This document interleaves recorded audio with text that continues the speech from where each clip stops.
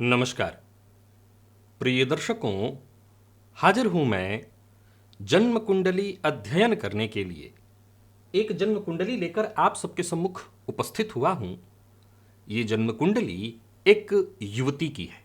आइए हम सभी मिलकर इस जन्म कुंडली का अध्ययन करेंगे।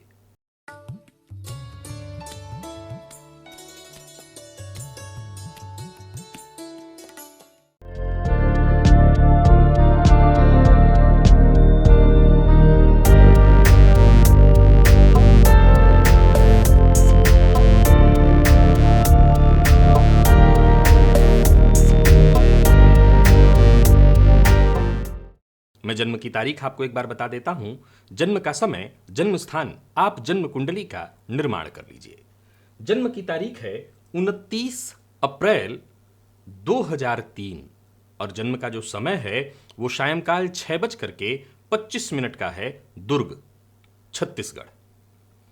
मैं जन्मकाल के पंचांग से आपको अवगत कराता हूं, तब तक आप इस जन्म कुंडली का निर्माण कर लीजिए। मंगलवार के दिन इस युवती ने जन्म लिया वैशाख मास में और कृष्ण पक्ष की चतुर्दशी तिथि को रेवती नक्षत्र के तृतीय चरण में, ब्राह्मण वर्ण, देवगण और मीन राशि। ये जल तत्व की राशि है और देव गुरु बृहस्पति इस राशि के राशिपति हैं। जन्म कुंडली की ओर जरा नजर डाल करके देखिए तो ये तुला लग्न की कुंडली, और जैसा मैंने कहा राशि जातिका की जो है वो मीन है, यानी लग्नेश और राशिश आपस में मित्र नहीं है। अब देखा जाए तो लग्नपति बने शुक्र जाकर के कुंडली के षष्ठ में बैठे हैं, और कैसे हैं तो उच्च राशि में चंद्रमा के साथ युति बनाकर। ज्योतिष का एक बड़ा ही अद्भुत सूत्र है कि शुक्र और चंद्रमा की युति जिस भाव में हो तो वो भाव बड़ा ही खूबसूरत हो जाता है। अब सवाल उठता है कि जन्म कुंडली का छठा भाव, वैसे मामा का विचार भी यहां से होता है, लेकिन अगर हम बात रोग रिपु ऋण की करें, मूलतः शत्रुता की बात करें, तो वो कैसी खूबसूरती। यहां एक विचारणीय तथ्य है कि जन्म कुंडली का छठवां भाव जो है प्रतियोगिता का है। इसका ये मतलब भी है कि ये जातिका अपने जीवन काल में जितना ज्यादा प्रतियोगिता करे, कंपटीशन में हिस्सा ले, उतना ही इसका जीवन और निखरेगा। यहां पर सुंदर भाव होने का मतलब है कि जितना ज्यादा कंपटीशन किया जाए, जितनी प्रतियोगिता खुद से स्वीकार की जाए, उतना ही निखार जीवन काल में आएगा। वैसे भी लग्नेश कहां बैठे हैं तो षष्ठ में बैठे हैं, यानी जोखिम लेना, संघर्ष को स्वीकार करना। अब जरा गौर करिए, इस कुंडली में कुछ चीजें आपको मैं दिखाता हूं। तो मंगल उच्च राशि में जन्म कुंडली के चतुर्थ भाव में 10 अंश 36 कला के साथ, यहां पर देव गुरु बृहस्पति सामने बैठे हैं उच्च राशि में 15 अंश 9 कला के साथ। दोनों के दोनों उच्च ग्रह एक दूसरे से दृष्टि संबंध बनाए हुए हैं। शनिदेव का जन्म कुंडली के भाग्य भाव में होना, तो वहीं सूर्य और बुध कुंडली के सप्तम में, सूर्य यहां पर उच्च राशि में बैठे हुए हैं।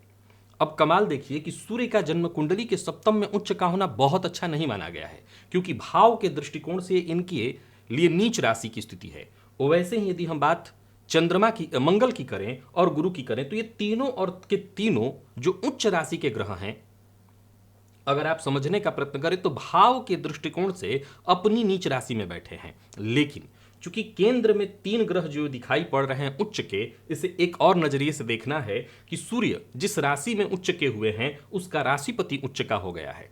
मंगल जिस राशि में उच्च के हुए हैं उसका राशिपति अंशवाइज कोई बहुत बली तो नहीं है, लेकिन जाकर के जन्म कुंडली के नवम में बैठा है, और नवमांश में भी नवम में उच्च का होकर के बैठा है।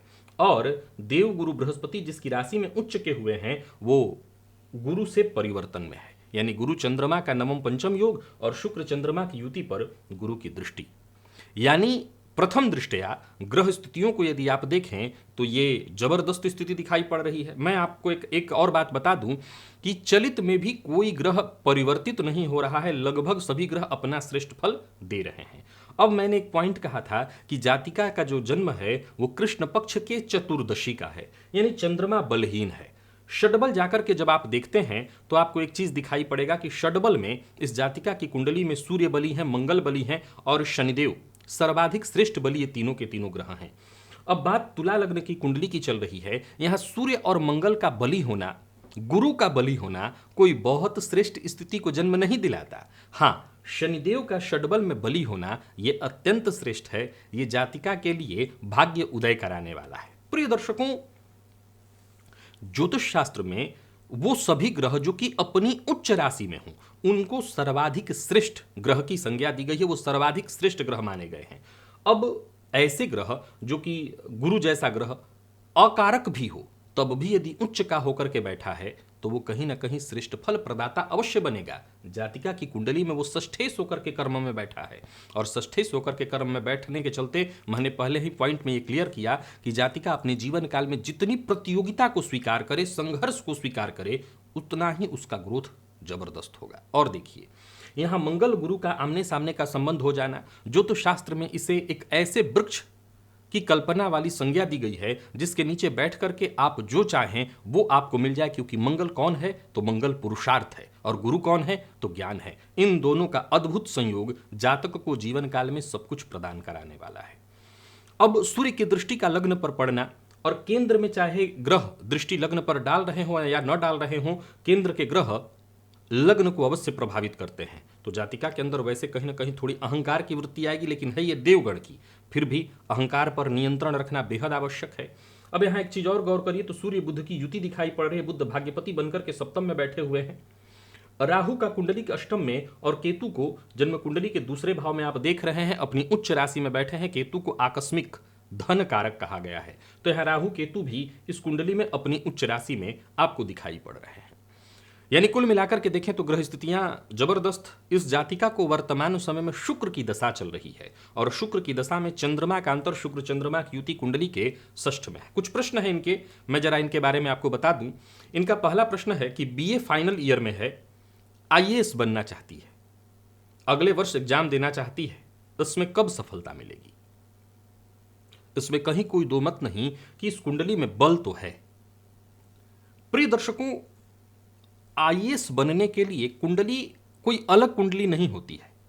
ऐसा नहीं है कि ऐसे जातक ही आईएएस बन सकते हैं जिनकी कुंडली में कुछ विशेष योग बनते हों। लेकिन हाँ, अब अगर आप इस कुंडली को देखें तो इस कुंडली में आपको क्या दिखाई पड़ रहा है कि मैंने कहा नौमांश में शनिदेव उच्च के हैं, जन्मांक में आपको मंगल, केतु, गुरु, सूर्य, राहु, शुक्र, ये सब के सब ग्रह उच्च के होकर के आपको दिखाई पड़ रहे हैं। ज्योतिष शास्त्र का एक सूत्र है कि कुंडली में 4 या 5 ग्रह उच्च के हों तो ये महाराज योग है। तो ये योग अत्यंत श्रेष्ठ माना गया है। अगर हम केवल इन ग्रह स्थितियों के आधार पर कहें तो निसंदेह जातिका की कुंडली में सफलता के योग तो बनते हैं। अब एक और पॉइंट है कि इसकी कुंडली में क्या कुछ माइनस पॉइंट भी है? सब कुछ तो अच्छा दिख रहा है, कुछ तो माइनस पॉइंट भी होगा। बिल्कुल है, और वो क्या है? चंद्रमा। याद रखिए कि कुंडली किसी भी लग्न की हो, चंद्रमा बहुत मायने का ग्रह है। ये चंद्रमा गुरु की दृष्टि से दृष्ट होने के चलते निसंदेह कुछ बल तो प्राप्त कर रहा है, लेकिन कुछ ही बल। क्यों? क्योंकि चंद्रमा चतुर्दशी का है। मैंने कहा था कि चंद्रमा का बल सदैव पक्ष से देखा जाना चाहिए, यहां चंद्रमा पक्ष बल से कमजोर है। ये मीन राशि में होने के चलते एक माइनस पॉइंट उत्पन्न करता है और वो है मन का भटकना। अब कहां पर बैठ करके मन को भटका रहा है? तो कुंडली के षष्ठ में। षष्ठ भाव से ही इस कुंडली को बल मिल रहा है। मैंने कहा जातिका जीवन काल में जितनी प्रतिस्पर्धा करे, प्रतियोगिता करे, संघर्ष करे, उतना ही उसकी सफलता जबरदस्त होगी, ग्रोथ होगा, वो निखर करके आएगी। लेकिन वहां बैठा चंद्रमा हमेशा एक काम करेगा, किनारे पर पहुंचा करके मन को अब तब में डाल देगा, संशय में डाल देगा, दोराहे पर खड़ा कर देगा कि होगा कि नहीं होगा, होगा कि नहीं होगा। और ये कंफ्यूजन की स्थिति जातिका के लिए कहीं ना कहीं घातक सिद्ध होगी। परंतु जैसा कि पूछा गया है प्रश्न कि एग्जाम देना चाहती है, अभी वर्तमान में शुक्र की दशा में चंद्रमा, आने वाले दिनों में मंगल की अंतरदशा शुरू होगी 2024 के अगस्त से। गोचर कुंडली में वैसे जो परिवर्तन हुआ है राहु का, मीन के लिए कोई बहुत अच्छा तो नहीं कहेंगे। तुला के लिए मैंने बताया था कि तुला के लिए कहीं ना कहीं अगर देखा जाए तो राहु का परिवर्तन अच्छा है। कई एकाध दर्शकों ने उस समय मुझे कमेंट में वहां पूछा था। अब हालांकि नए दर्शक हर दिन जुड़ते रहते हैं। सबसे बड़ी समस्या YouTube की ये है कि यहाँ दर्शक हर दिन नए होते हैं। अब हर दिन नए दर्शकों को हर बात बताना, जबकि पूर्व में मैंने बृहद रूप से समझाया था कि क्यों लग्न और राशि दोनों के आधार पर देख करके चीजों को समझना चाहिए। खैर, लग्न के आधार पर अगर देखें तो कहीं ना कहीं राहु की दशा इनके लिए कारक है, पर राशि के हिसाब से बहुत अच्छा नहीं तो मिडिल प्रभाव देने वाला है। मैं फिर भी सलाह दे दूं कि जरूर इनको शीघ्रातिशीघ्र तैयारी अपनी करें और बैठ जाएं। इनकी कुंडली का माइनस पॉइंट मैंने गिना दिया है, मन का भटकाव। सो मन को स्थिर करके, एकाग्र करके, और ये जातिका अगर लग जाए तो निसंदेह इसको सफलता मिलेगी, देवगण की है सो अगर मन एकाग्र करके लगेगी तो सफलता इसको अवश्य मिलेगा। ब्राह्मण वर्ण की है, फलतः कुछ और उपाय आगे मैं बताता हूं जिससे इसको आसानी से सफलता मिले। कुंडली के ग्रहों के अनुसार प्रॉपर्टी, वाहन और कर्ज अपने नाम पर ले सकती है। चतुर्थ भाव का स्वामी जाकर के कुंडली के नवम में बैठा हुआ है। शुक्र चंद्रमा के साथ युति में जरूर कुंडली के षष्ठ में बैठे हैं, परंतु लग्नेश जाकर के कुंडली के षष्ठ में बैठे हैं और कर्मेश के साथ ही बैठे हुए हैं षष्ठ में। गुरु की दृष्टि से दृष्ट, मैं बता दूं कि अगर चतुर्थ भाव में मंगल की स्थिति को देखें गुरु की दृष्टि से दृष्ट, तो भूमि, भवन और वाहन तीनों के इस कुंडली में बड़े ही प्रबल योग बनते दिखाई पड़ रहे हैं। तो इसमें कहीं कोई दो मत नहीं कि जातिका बिल्कुल अपने नाम पर ले सकती है। ऋण भाव का मालिक जाकर के कर्म में और मंगल उच्च राशि में जाकर के बैठे हुए हैं। नौमांस में भी अगर देखें तो ये मंगल स्वगृही दिखाई पड़ रहे हैं, यानी स्वयं की राशि मेष राशि में बैठे हुए हैं और वहां पर भी उच्च के शनि और मंगल का दृष्टि संबंध बन रहा है, जो जातिका को टेक्निकल माइंडेड बनाता है। मंगल की दृष्टि षष्ठ पर पड़ने के कारण नौमांस में और जन्मांक में षष्ठेश की दृष्टि षष्ठ पर होने के कारण जातिका बड़े प्रेम से अपने जीवन काल में ऋण ले सकती है। ऋण से इसको कोई नुकसान नहीं है।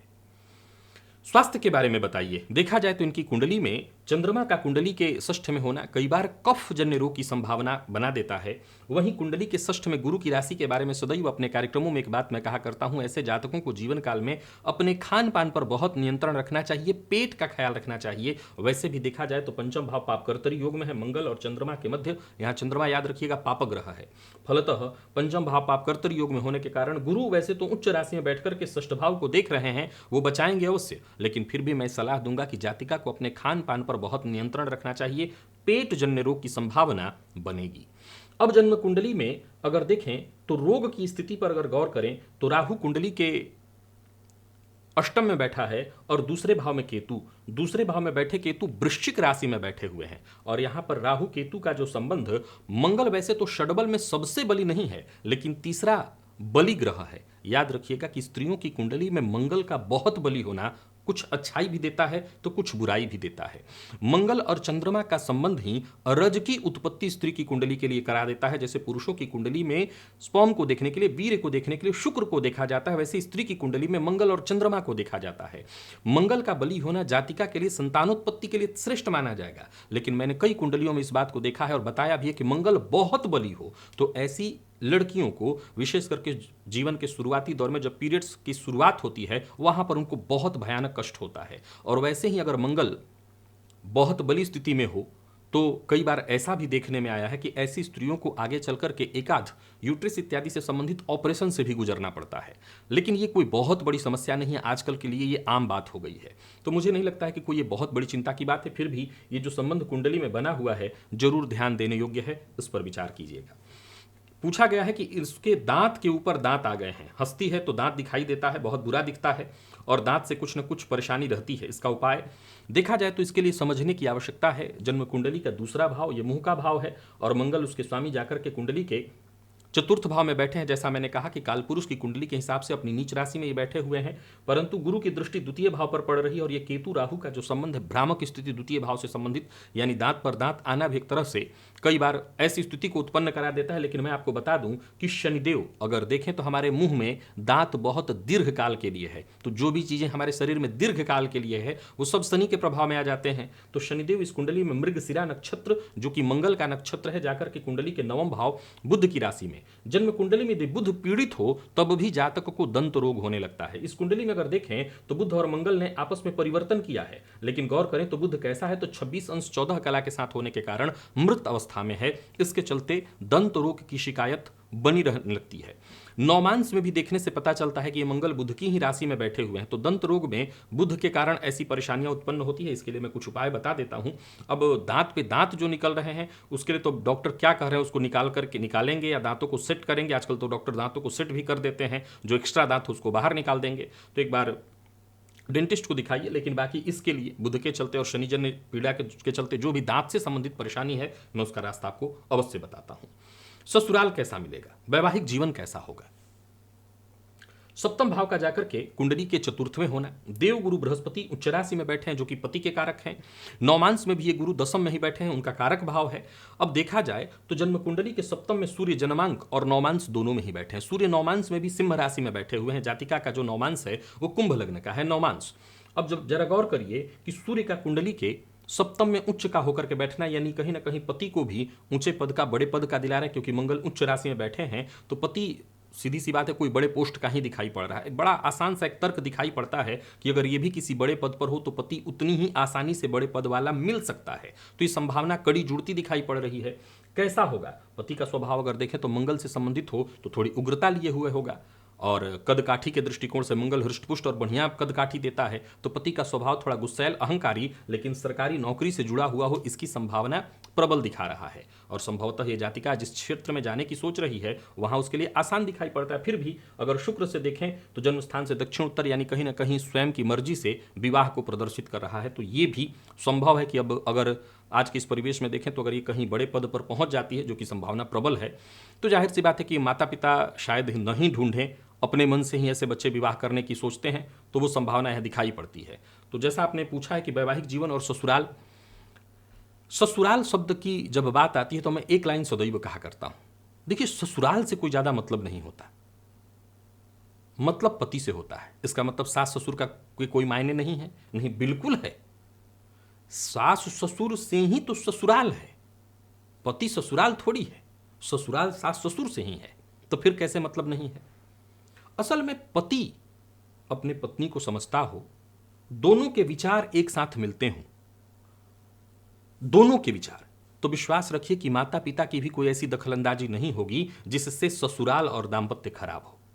हाँ, पति का ही वो सहयोग न मिल पाए। कई बार परिस्थितियां ऐसी होती हैं जहां पति भी पेंडुलम बन जाता है, उसे समझ नहीं आता वो किस दिशा में जाए और किस तरफ जाए, और चीजें आसान नहीं होती। जैसे एक स्त्री के लिए बड़ा एक सरल सा तर्क है कि उस लड़की ने अपना सब कुछ छोड़ करके पति के भरोसे ही इस घर में अपना नया जीवन शुरू किया है, तो निसंदेह पति को भी अपना सब कुछ देना चाहिए, सहयोग देना चाहिए। लेकिन एक सामाजिक दबाव पुरुष के ऊपर भी उसी तरह से होता है, जिसमें उसे समाज को भी, एक समाज कोई नहीं है। सही बताऊं तो आज कोई परेशानी में इंसान पड़ जाए तो कोई खड़ा नहीं होगा, कोई सहयोग नहीं देगा, लेकिन समाज तब भी खड़ा है ये प्रश्न पूछने के लिए कि तुमने किया या नहीं किया, तो उसे वहां भी जवाब देना पड़ता है, तो फलतः वो उलझ जाता है। लेकिन इस जातिका की कुंडली में मुझे दाम्पत्य जीवन बढ़िया दिखाई पड़ रहा है, पति का स्वभाव थोड़ा उग्र है। अब ये करने वाली तो प्रेम विवाह है, लेकिन अगर कुंडली मिलाकर के विवाह किया जाए तो है, तो ये जाति का ब्राह्मण वर्ण की देवगण है, कुंडली मिला करके अगर विवाह हो तो मुझे लगता है कि दाम्पत्य जीवन भी बड़ा ही श्रेष्ठ है। नौमांस देखने से पता चलता है कि नौमांस में भी सप्तम में सूर्य बैठे हैं और देवगुरु बृहस्पति की स्थिति ठीक है, शुक्र भी उच्च राशि में जन्मांक में, और नौमांस में भी गुरु के साथ युति बनाए हुए हैं, तो दाम्पत्य कोई बहुत खराब नहीं मुझे दिखाई पड़ रहा। और किस उम्र में विवाह करना ठीक होगा, जहां तक मैं देख रहा हूं सप्तम पति का जाकर के कुंडली के चतुर्थ में बैठना, सप्तम भाव पर उनकी दृष्टि, सप्तम भाव पर वैसे किसी पापक ग्रह की दृष्टि नहीं है सिवाय मंगल के, सूर्य वहां पर बैठे हुए हैं, विच्छेदात्मक स्थिति सूर्य भी उत्पन्न करते हैं, सो मांगलिक भी है ये जातिका। मैंने वैसे तो कह दिया कि कुंडली में प्रेम विवाह के योग हैं, लेकिन यहां पर भी ज्योतिष देखिए, घटने वाली घटनाओं में उसे कोई रोक नहीं सकता, उसे कोई बदल नहीं सकता। अवश्यम भावी भावा नाम प्रतिकारो भवेदेदि प्रतिकुर्युर्न किम नूनम नलराम युधिष्ठिर। अगर प्रतिकार होता तो नलराम और युधिष्ठिर जैसे महाप्रतापी राजा क्या नहीं कर देते, तो प्रतिकार तो संभव नहीं है। फिर ज्योतिष क्या मदद कर सकता है, वो यही कर सकता है, वो बता सकता है कि भविष्य में दिखाई क्या पड़ रहा है। भविष्य में दिखाई तो पड़ रहा है कि प्रेम विवाह होगा, लेकिन यह भी दिखाई पड़ रहा है कि अगर थोड़ा सा विचार न किया जाए, जैसे जाति का मांगलिक है, अगर कुंडली मैच न की जाए, कुंडली को भली भांति समझ न लिया जाए, तो संभव है आगे चल करके दाम्पत्य जीवन में परेशानी आने लगे, मतभेद होने लगे। सो मेरी सलाह तो यही है कि कुंडली मिलाकर के ही विवाह करिए तो ज्यादा अच्छा होगा। अब मैं इस कुंडली के लिए कुछ उपाय बताता हूं। देखा जाए तो इस कुंडली में लग्नपति जाकर के कुंडली के अष्टम में, षष्ठ में बैठे हैं, ठीक है। शनिदेव के पास एक अंश 58 कला का बल है, नौमांस में ये उच्च के हैं। इस जातिका को आजीवन अगर कोई रत्न धारण कराया जाए तो मैं, अगर आप मेरे 100 कार्यक्रम देखे हों जन्म कुंडली के, तो उसमें किसी एक में शायद आज जो कह रहा हूं कि इस जातिका को नीलम धारण कराया जा सकता है। वैसे तो शनि मंगल के नक्षत्र में है, मंगल के साथ षडाष्टक योग है, लेकिन इसके बावजूद मैं कहूंगा, क्योंकि मंगल की ही राशि में उच्च के होकर के बैठे हैं, शनि की ही राशि में बैठ करके उच्च हुए हैं मंगल, फलतः शनि का रत्न जातिका को अवश्य धारण करा सकते हैं। शनि के यहाँ मंगल का कॉम्बिनेशन मैं नहीं गिना रहा हूँ, मैं ये बता रहा हूँ कि मैं आमतौर पर बड़े रत्नों की चर्चा कभी नहीं करता, लेकिन इस जातिका को अगर नीलम धारण कराया जाए तो इससे नुकसान नहीं होगा, ये जातिका आजीवन पहन सकती है। साथ ही साथ स्वास्थ्य से संबंधित परेशानियों से मुक्ति पाने के लिए ये जातिका नियम से कुत्ते को खाना दे, उससे भी इसके स्वास्थ्य से संबंधित परेशानी दूर होगी। गणेश जी की आराधना करें। गणेश जी की आराधना से इसके जीवन काल में चलने वाली तमाम विघ्न बाधा परेशानियां दूर हो जाएंगी। वैसे तो देखा जाए तो हनुमान जी, इसकी कुंडली के एक तरह से देखें तो हनुमान जी, और साथ ही साथ चंद्रमा से देखें तो भगवान विष्णु, और शनि से देखें तो देवी। तो इसका मतलब है कि भगवान विष्णु की जगह भोलेनाथ, यानी ये शिव जी की आराधना। कैसे? तो शिव परिवार की पूरी तरह से आराधना करे तो इसको जीवन काल में सब सुख मिल सकता है। अथवा ये राम दरबार की आराधना करे तो भी, दोनों में से कोई एक चुनाव कर ले। राम दरबार का मतलब है कि राम दरबार में हनुमान जी के सहित सब कुछ, और शिव परिवार में देखे तो सब कुछ सभी परिवार के सभी सदस्य हों, तो उनकी आराधना ये जातिका करे तो जीवन काल में इसको हर तरह के सुख, समृद्धि इत्यादि प्राप्त होगी। वर्तमान में इसको 7.5 चल रही है, तो उससे मुक्ति के लिए हनुमान जी की आराधना करे। भुवन भास्कर को अर्घ्य, ऐसा नहीं है कि सूर्य कुंडली में ठीक है तो अर्घ्य नहीं देना, अर्घ्य आजीवन देना है, क्योंकि वो जो भाव ग्रहण किए हुए हैं वो भाव कहीं ना कहीं ठीक नहीं बैठता। तो भुवन भास्कर की आराधना हमेशा करे, उससे फायदा मिलेगा। और हनुमान चालीसा का पाठ तो करते ही रहे, उसकी आवश्यकता रहेगी।